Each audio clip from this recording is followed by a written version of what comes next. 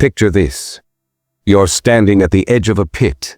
The smell of raw meat and decay fills your nostrils. Below you, golden eyes pierce through the darkness. Dozens of them. Lions. Hungry lions. And in just moments you'll be thrown down to them, not because you committed murder, not because you stole or lied, but because you prayed, because you refused to stop talking to your God. Could you do it? Could you stand firm when your faith becomes a death sentence? Tonight we're diving into one of history's most spine-tingling tales of courage, conspiracy, and divine intervention. A story so incredible, so death-defying, that it's echoed through millennia. This is the story of Daniel in the lion's den, and it's unlike anything you've ever heard before. The year is 539 BC.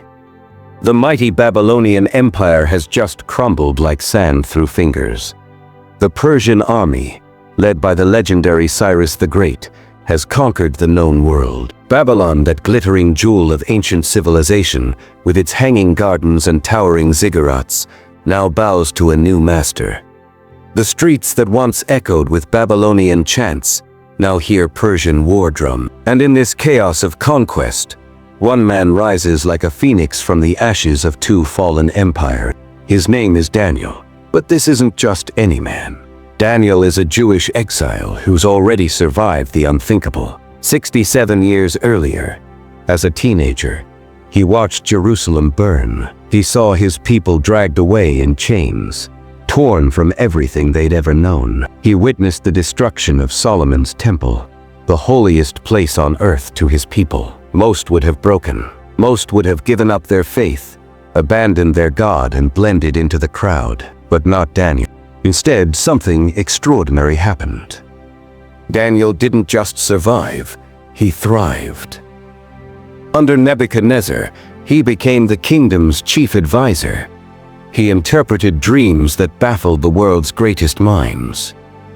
He walked through political minefields that destroyed other men. And now, under the new Persian king Darius, he's about to be promoted to the highest position in the land, second only to the king himself. But here's where our story takes a dark turn. Success breeds enemies, and Daniel has just made the most dangerous enemies of all: jealous politicians who can't stand watching a foreign exile rise above them. King Darius has decided to reorganize his vast empire. He appoints 120 governors to rule the provinces, and over them, 3 presidents. Daniel, this Jewish exile, this man who worships a foreign god, is chosen as one of these 3 presidents. But that's not enough for Darius. He sees something special in Daniel, something that sets him apart from every other advisor, every other politician in his court. Daniel has an excellent spirit. His integrity is unshakable. His wisdom is unmatched. And the king is considering making him ruler over the entire kingdom. Can you imagine the rage? The burning jealousy coursing through the veins of those 20 governors and the other presidents? They've spent their entire lives climbing the political ladder, kissing the right hands, making the right deals. And now this foreigner, this man who refuses to compromise his beliefs, is about to tower over them all.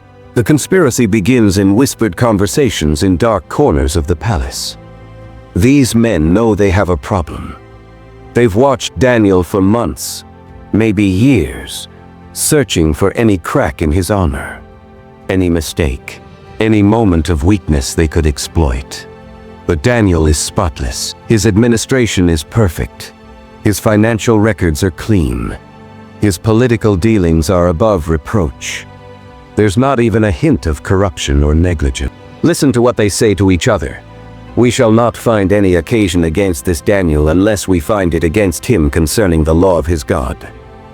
Think about that statement. These men have just admitted that Daniel is so upright, so honest, so competent, that the only way to destroy him is to use his faith against him. His greatest strength, his unwavering devotion to God, must become his downfall. So they hatch a plan so clever, so devious, that it would make modern political operatives applaud. They're going to create a law that makes it illegal for Daniel to be Daniel. They're going to criminalize his faith. Picture the scene as these conspirators approach King Darius. They come not as individuals, but as a united front. All the presidents, all the governors, all the princes and counselors, they present themselves as the voice of the entire government. They bow low before the king, their faces masks of false respect and feigned concern. King Darius, they say, live forever. All the presidents of the kingdom, the governors and the princes, the counselors and the captains have consulted together to establish a royal statute and to make a firm decree. Notice the lie woven into their words. They say all the presidents have consulted together. But Daniel, the most important president of all, was never consulted. This entire plot was conceived behind his back. They continue, whoever shall ask a petition of any god or man for 30 days, except of you, O king, shall be cast into the den of lions 30 days, 1 month. For 30 days, every prayer, every request for help, every cry for guidance must go only to the king. Anyone who prays to any other deity, even their own god, dies. Horribly. Can you feel the trap closing? It's brilliantly designed. They've appealed to Darius's ego, making him the sole object of worship for an entire month. They've made it sound like a unanimous decision from his entire government. And they've set a time limit, making it seem reasonable and temporary. What they don't tell the king is that they've essentially signed Daniel's death warrant. But here's the masterstroke of their evil plan. They invoke the law of the Medes and Persians. This isn't just any decree.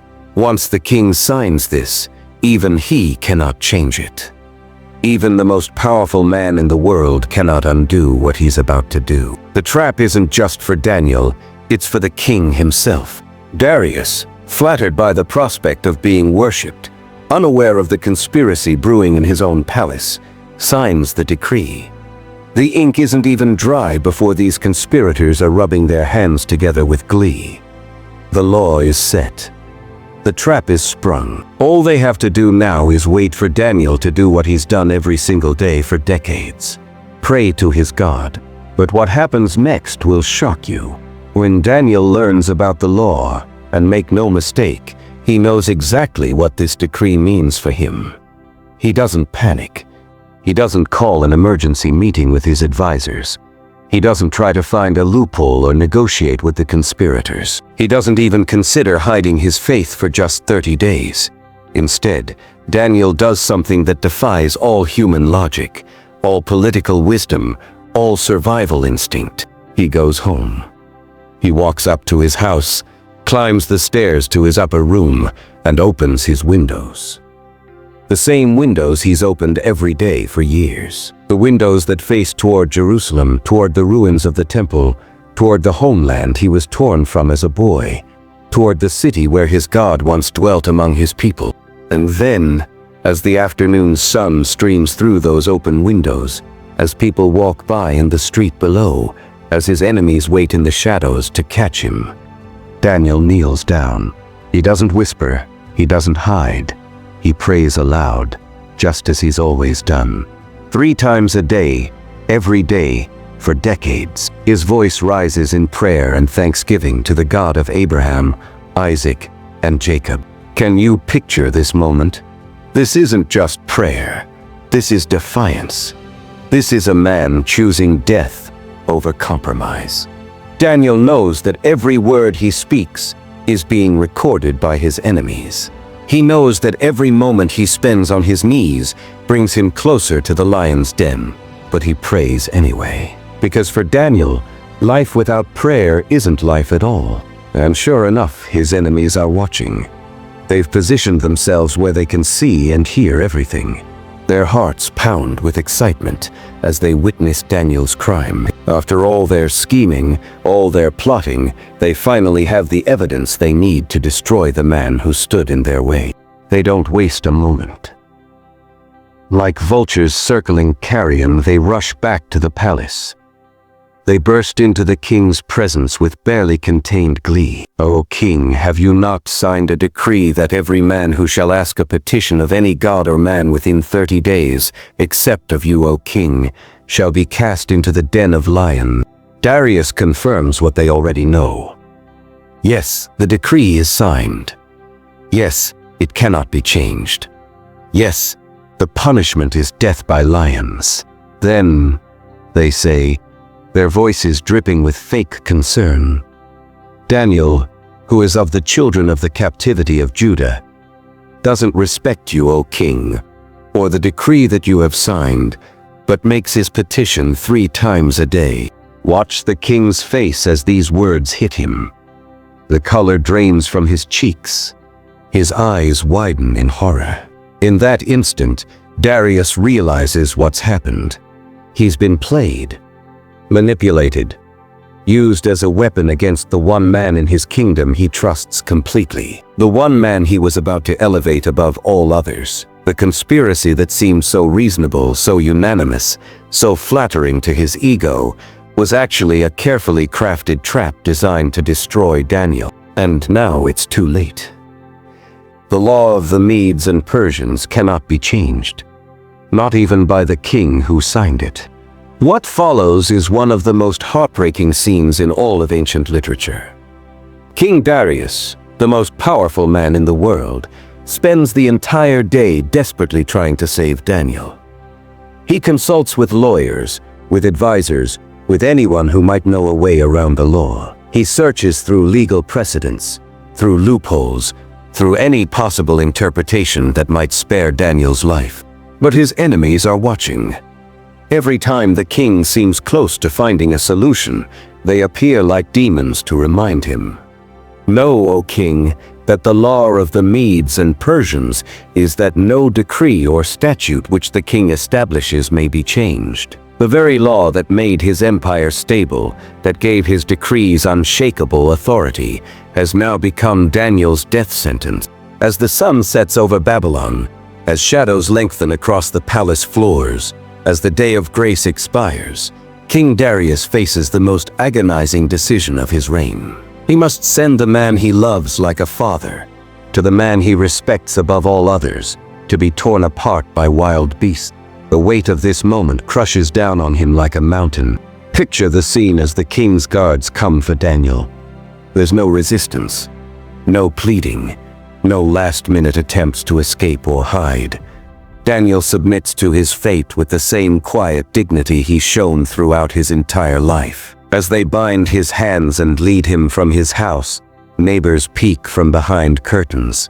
Some weep, others shake their heads in disbelief. How has it come to this? How has the most righteous man in Babylon become a condemned criminal? The lion's den isn't just a hole in the ground. It's a terrifying execution chamber, designed specifically for the most heinous criminals. Ancient historians tell us it was likely a cave or a deep pit with an opening at the top. The lions inside aren't tame circus animals. They're wild, hungry beasts, kept deliberately underfed to make them more vicious. The roar that echoes from that pit can be heard throughout the palace complex. It's a sound that makes grown men tremble. As Daniel approaches the den, King Darius follows behind him, his face a mask of anguish.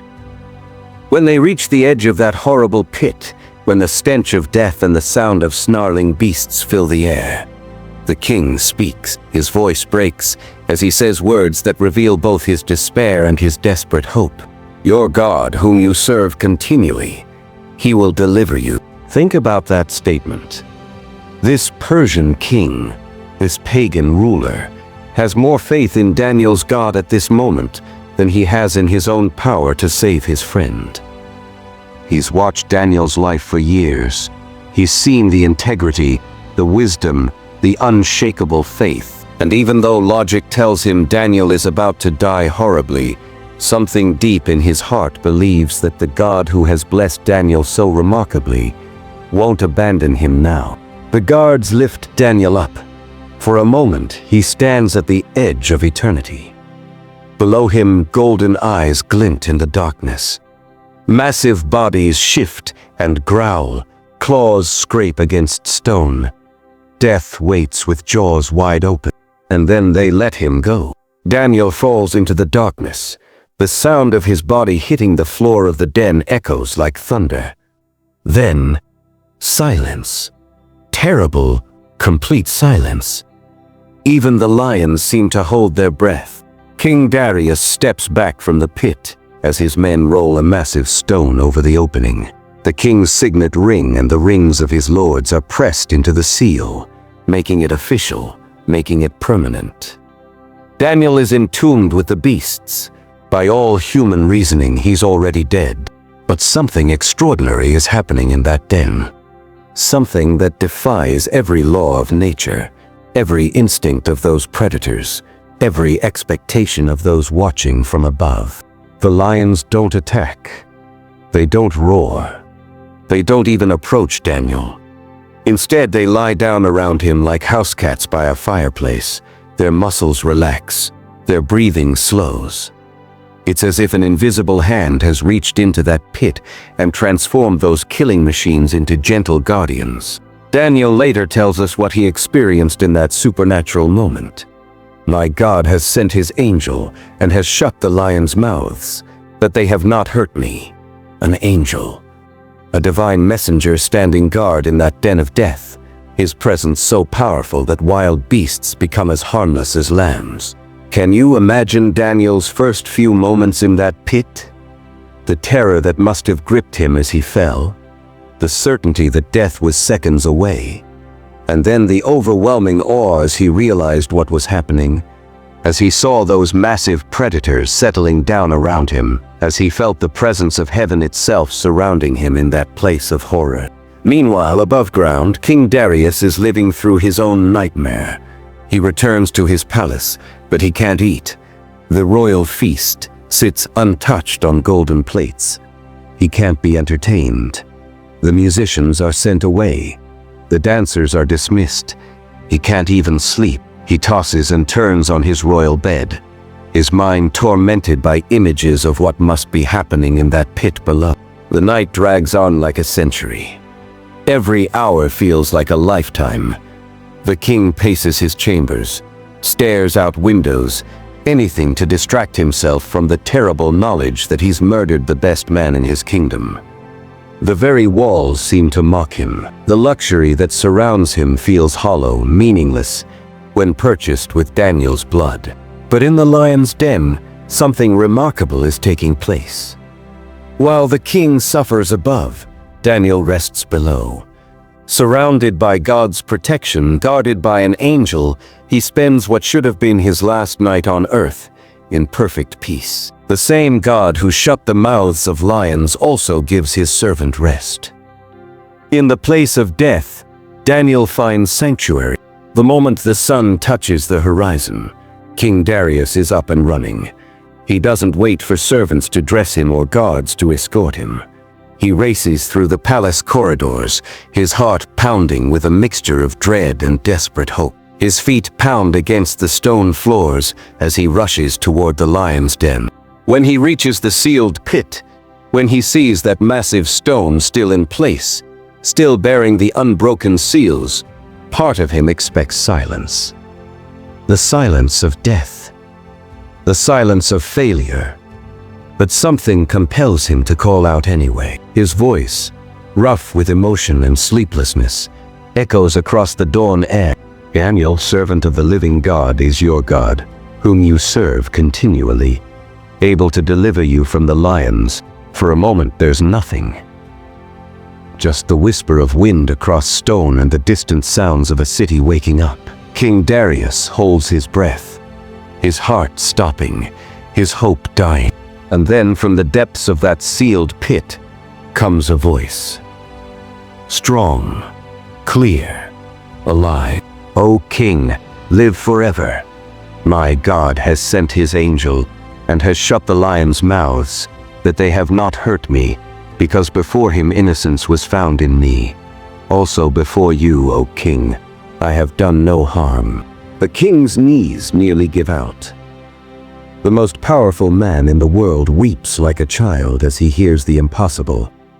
Daniel is alive. not just alive but unharmed. The lions that should have torn him apart have become his guardians. The pit that should have been his tomb has become his sanctuary. "Get him out," the king shouts to his servants. "Get him out now." The stone is rolled away.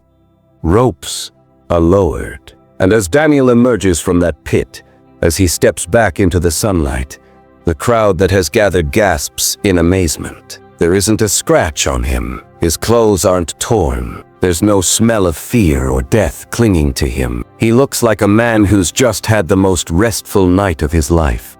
But the story isn't over. Justice is about to be served in the most dramatic way possible. King Darius, his relief turning to righteous anger, orders the immediate arrest of every man who conspired against Daniel. The same officials who schemed and plotted and lied are now dragged before the king in chains.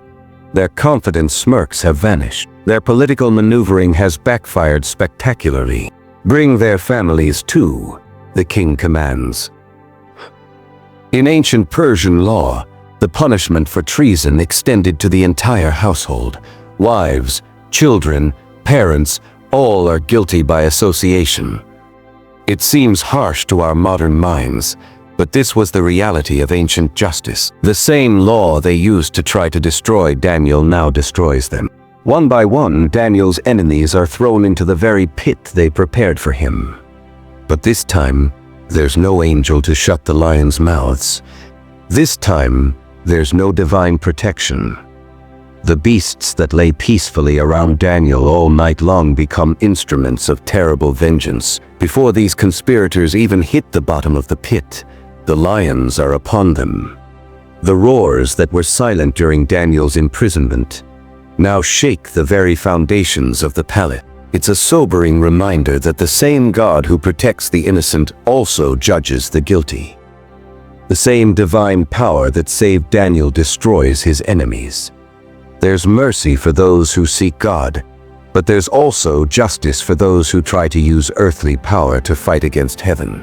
King Darius, overwhelmed by what he's witnessed, makes an unprecedented decision. He doesn't just acknowledge Daniel's God, he proclaims him to the entire world. A decree goes out to every nation, every language, every people group in the vast Persian Empire. "I make a decree that in every dominion of my kingdom, men tremble and fear before the God of Daniel, for he is the living God and steadfast forever, and his kingdom is that which shall not be destroyed, and his dominion shall be even unto the end. He delivers and rescues, and he works signs and wonders in heaven and in earth, who has delivered Daniel from the power of the lion." Think about the magnitude of this moment. A pagan king is proclaiming the God of Israel to be the supreme deity of the known world. The same ruler who signed Daniel's death warrant is now commanding his entire empire to worship Daniel's God. From India to Ethiopia, from the Caspian Sea to the Persian Gulf, millions of people hear the testimony of what happened in that lion's den. But what does this ancient story mean for us today? What's your lion's den? Daniel's story teaches us that integrity isn't just about the big moments.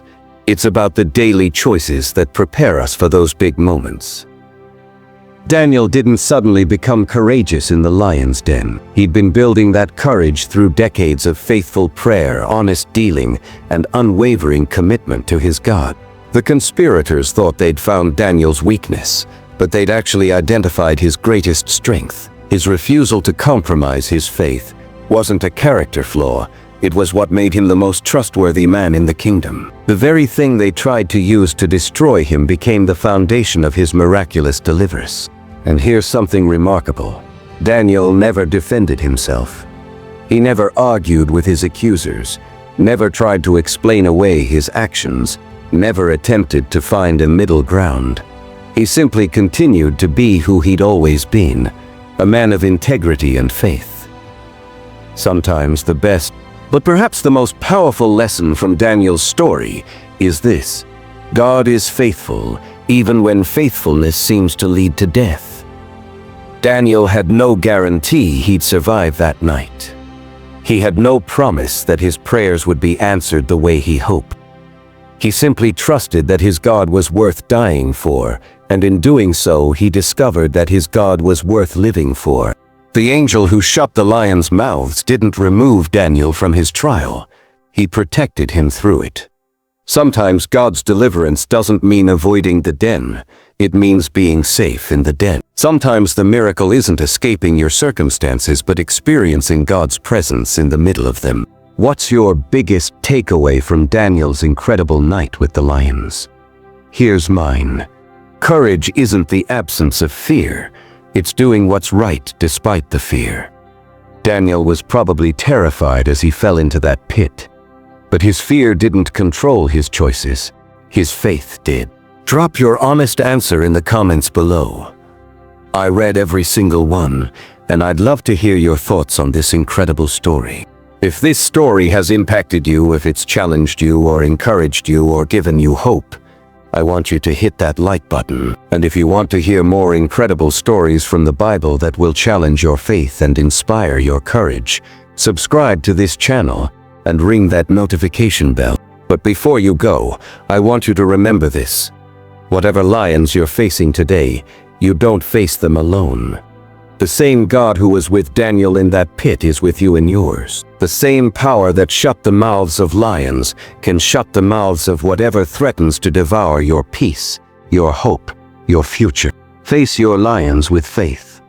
Stand firm in your convictions, and trust that the God who delivered Daniel is still in the business of delivering his people today.